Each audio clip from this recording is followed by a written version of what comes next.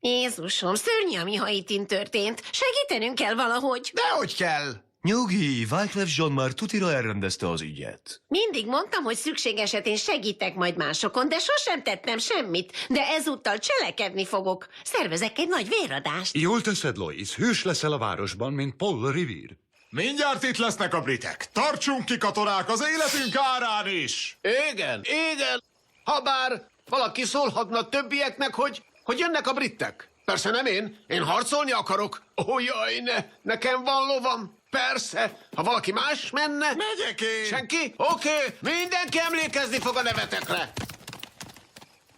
Véradás. Na hát, nagyon sikeres véradást szerveztél. Ó, igen, minden olajozottan működik. Csak az a szúnyog idegesít, aki be akar lógni. Hello, az új ápoló vagyok. Tűnj el innen! Ez a fér nem a tiéd! Na hát, egy gumiabroncs, amiben összegyűlt a víz. Remek, mégis jó ez a nap. Nagyon köszönöm, hogy eljött vért adományozni. Hogy mi van? Azt hittem fizetnek érte! Peter, rajta... Ez nagyon megnyugtató. Gyorsan hozzá tudnék szokni, úgy, ahogy az európai stílusú belenkákhoz. Egyetek, csak kiugrottam sajtért és vinóért.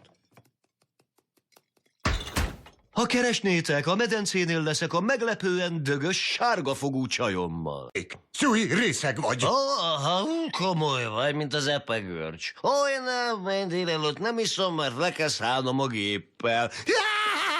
Na gyere, most elviszlek a napközibe. Uki, nincs para, nyugi van. Azt hiszem rossz lábra húztam a cipőmet. Már is 9:40 lenne. Lois, indulnunk kell. Hogy nyereségesek lennénk. Hoztam kóstolót, vegyen egyet belőle. Egyet mondott. Csak egyet. Ó, ez tényleg isteni. Egy pillanat, csak beszélek a főnökömmel. Igen. Mr. és Mrs. Griffin, bankunk örömmel segít a vállalkozásuknak. Tényleg? Lois, zárkózz be! Miért? Itt a nő, aki mindig csak kóstolót akar, aztán azt suttogja, mennyire rossz. Hello! Te jó éges csokis makadám diós. Mondja, kaphatok egy kis kóstolót? Olyan rossz vagyok. Persze. Azért vesz is valamit végre? Inkább a kóstolónál maradok. Olyan rossz vagyok, de legalább tudom, ezért mégsem vagyok olyan rossz. Vagy mégis? Ez volt a helyes válasz, Peter. Köszönöm, Brian. Szívesen, Stewie. Most ne haragudj, de Chris szobájába kell mennem. Maszturbációs beavatkozást tartunk. Ott ül körben a többi haverjával, és... Ja, Istenem!